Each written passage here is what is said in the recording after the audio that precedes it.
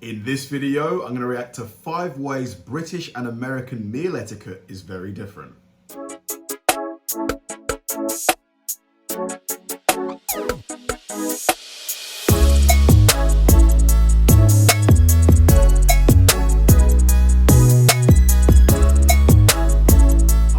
And welcome to another episode of Kabir Considers. This is the place where I react to music, media, sports, anime, anything related to popular culture. I'll watch it with an open mind and give you my 100% honest reaction to it. And if you could please hit that like button early, I'd really appreciate it. Now, this is going to be a fun one. I really love Lost in the Pond. I love the way Lawrence, his sense of humor, when he sort of, compares and contrasts life in the US and the UK. And this one is going to be interesting because one would assume, or I would assume at least, that the way we eat is pretty much the same. Obviously, we use knives and forks and plates and things like that. And, we eat pretty much the same food. Obviously, American food is a bit different, probably a bit better than the food we've got here. But, our cultures are so similar, you would assume things are the same. But one thing I do know in America, you guys like to do is you like to say grace before your meals. And here, that's not really a done thing, at least in the houses that I've been to. So that's one difference. And, it's probably, when you live in America, there's probably a lot more things that, unless you live there, you don't really see because you're not exposed to. So yeah, I'm sure Lawrence is going to do a great job of breaking them down in this video. So let's go. It's going to be me reacting to 5 ways British and American meal etiquette is very different. Let's do it. If they hear your accent and you are American, their ears might prick up a bit thinking, here comes a payday. Hello, I'm Lawrence and I'm on a quest to uncover all of the memos that Britain and America lost in the pond, and one of those memos pertains to how we eat. Dining etiquette is so important, especially when you're meeting your American family for the first time. I'm not talking from experience, maybe just a bit. Cultural differences around the dinner table don't just come down to the words we use, like chips versus fries, or the dishes that we serve. So, America's pecan pie versus Britain's spotted dick. And that is an actual dessert, okay? Look it up, just not on your work computer. Yeah. But it's also about some of the mechanisms that we use to get it into our mouths. I'm still talking about food. And also some of the customs and politeness norms that comes with the process of eating. And so without further crab rangoon, here are 5 ways that British and American eating etiquette is very different. Whether you call it cutlery, like we do in Britain, or silverware or flatware, or in this case plasticware, because, we are rationing, we can all agree that without them, meal times would be very messy, especially in America where the... Imagine, not having knives and forks. What would we eat with? I mean, it'd be pretty difficult. Put sauce on everything. But the real question is, how do we hold them? And this was part of my existential crisis after I moved to the United States, because I grew up learning... Yeah, I put my fork in my right hand, knife in my left. The European style, or as it might be known here, the continental style. And when I say that, I'm referring to what is the official utensil etiquette, right? As opposed to the official American etiquette. And I'm going to show you, I think anyway, some of the differences. I personally don't have either etiquette completely down because, in my wife's words, I still eat like a toddler. But it mostly comes down to how we hold the fork. In Britain, you hold it kind of like that, I think. So you've got it, the end of it's touching your palm, and then you sort of grasp it with your thumb and your pointy finger, and it's there for pointing downward, right? And you stick it into the potatoes or the strawberries or the spotted dick. And notice it's in my left hand. That's going to be important in a moment. And in the other hand, you have your knife, right? Usually like this, with the pointy finger right there, and it's touching your... So he has his fork in his left hand. I have it in my right, but that's just because I'm right-handed. Palm again, so consistent on both hands, right? It's almost an extension of you. You're almost Wolverine, but from the United Kingdom or Europe. And then you do this, right? Usually at a lower level. You wouldn't be able to see it because my arms are off screen now, so I'll put them back there. And then you cut into the potatoes or the strawberries or the creamy spotted dick. It can come with custard. That's normal. And voila, put it in your mouth. There's nothing on this. It's not. I'm waiting for the difference here because I would imagine that it's the same in America. Isn't that scene in Hook where they eat invisible food? It goes this way round. right, with the tines facing downward toward your tongue. In America, it's quite a bit different, right? So people will hold their fork like this, with the tines facing upward. In other words, to kind of scoop up the food, right? So they'll do that, and actually sometimes, not every time, I mean, I'm sure there are people that circumvent all of the things you hear in this very list, but sometimes Americans won't even use a knife, right? You'll just see them scoop something up, maybe a potato, we won't go through the entire list again,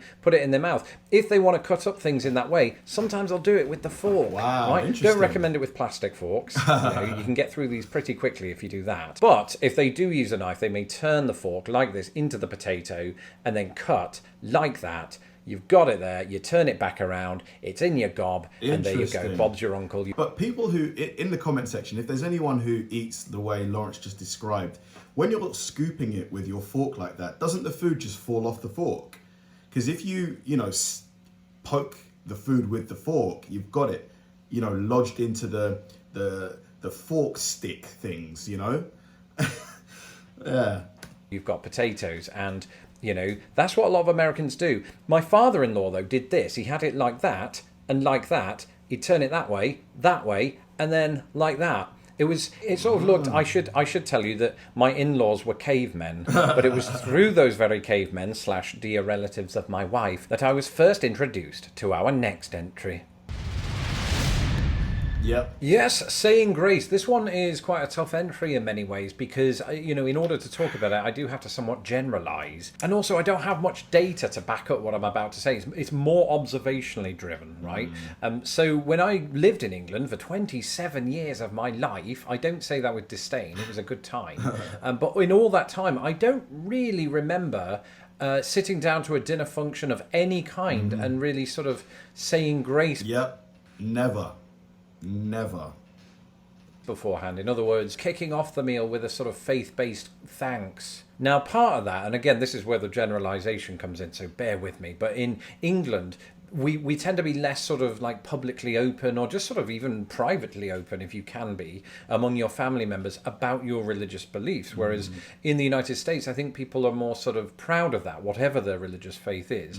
And so sometimes in some families, and this again could be regional, so I might well be generalizing, but some families, including the extended relatives that I married into, I didn't marry them, I married into the family. Some families, and I gather maybe quite a lot of families here in the United States, particularly at special events like Thanksgiving or maybe even a homecoming of some kind, will sort of say grace before the meal, and there'll usually be one family member who stands up and says it on behalf of the entire group, and then you say amen and go about your way. For me, it was quite weird at first, I think. Now, I'm very respectful of other people's religious beliefs. I didn't really know what to do except just sort of sit there and then wait for it to be done, and then, because I had half a mind on the turkey, so what you're going to do. And because I'm generalizing here, it's important for me to say that this is my experience. I'd be very interested to hear. Yeah, this is the thing. I would imagine that there probably are people in America who don't say grace with their meals, but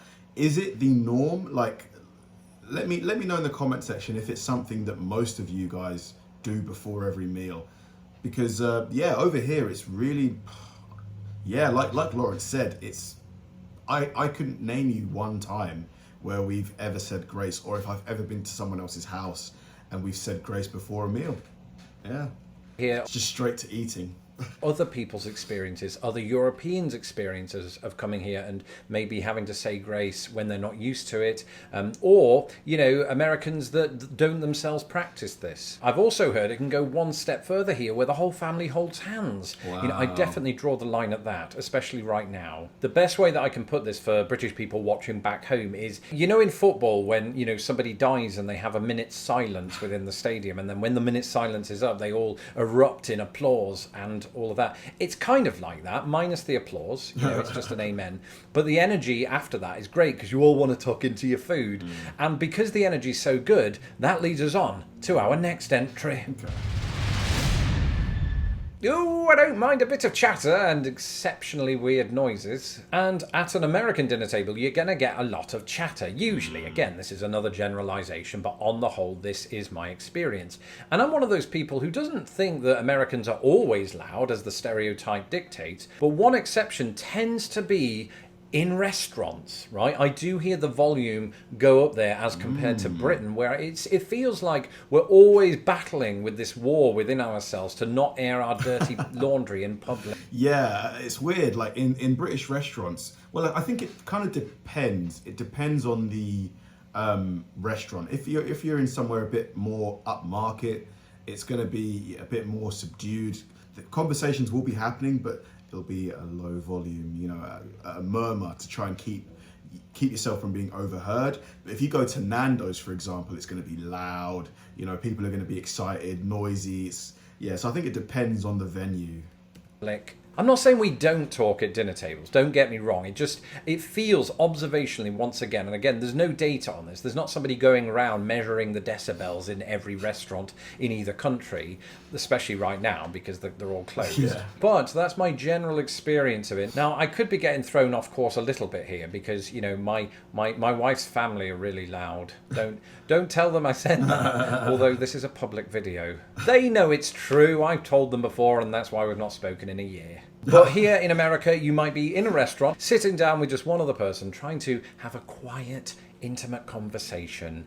And to your right, there's this really loud family with a 5-year-old running around with a stupid hat on that he got from the restaurant, right? So they're further enhancing the volume of said family. And then on the other side, there's clearly what is a date happening. And the woman is just sitting there quietly, looking quite glum, while the man very audibly and haphazardly talks about all of the Fortune 500 companies he's worked for. And she stares into space, presumably thinking of all the ways that she can get out of there. But on the other hand, once you do get used to that sort of raised volume, it does add to the atmosphere, you know. And if you're already in a good mood and you enter somewhere where, you know, thousands, that's a huge restaurant, hundreds maybe, where there's lots of people and they're in a good mood and it just sort of bounces off the walls, you know. But yeah, I can relate to that. To be honest, I prefer, like, I don't know, it's a weird one, but if I had to choose which one I prefer most of the time, yeah, I wouldn't mind chatting, like, you know, having a great conversation with who I'm having dinner with. I think, yeah, it definitely adds to the experience.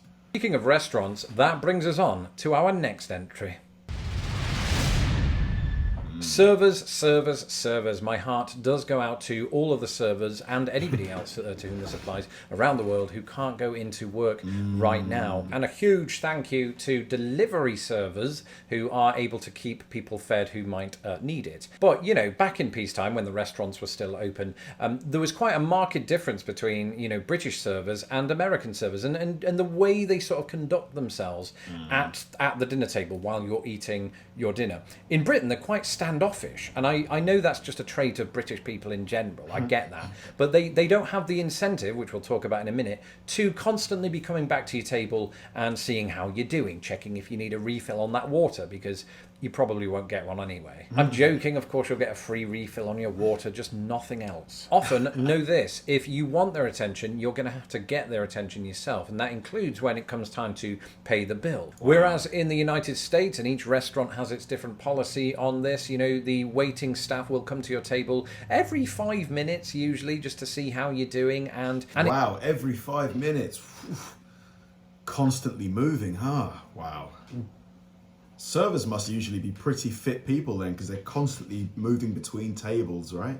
It seemingly doesn't matter if you're in the middle of a seriously one-sided conversation about the Fortune 500 companies you've worked for. They will still come over and go, "Hey, what's up? How's that tenderloin working out for you?" And I love that accent attempt. There are a couple of big reasons, I think, that American serving staff do this. Firstly, the company often dictates it. It's seen as a kind of data-driven way of, you know, having good customer service. But having good customer service could well dictate this. Have they tried antifreeze with that? No. Well, he might go back to his milk phase eventually. Yeah.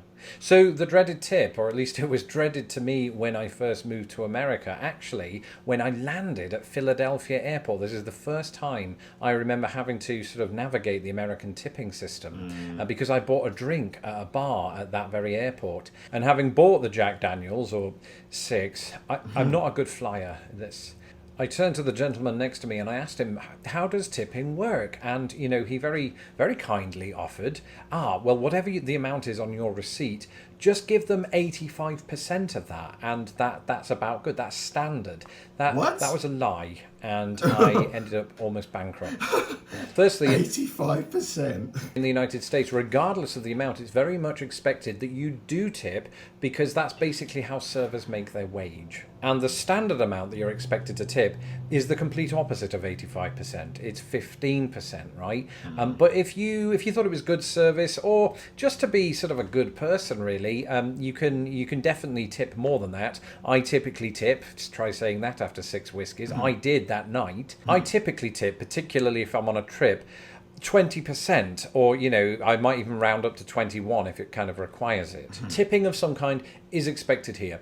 In the UK, if you're thinking of going there, firstly, don't do that right now, but if after all this blows over you are fancying going to the UK, then you're not required to tip at all, right? I mean, people get paid a sort of living wage, more or less, for being a server in the UK. It's good practice, if you want to do that. You certainly... Yeah, tipping here, you never have to tip, really. Like, yeah, they don't ask, they don't it's never suggested by the servers here. You just pay for the drink or the meal, and that's it.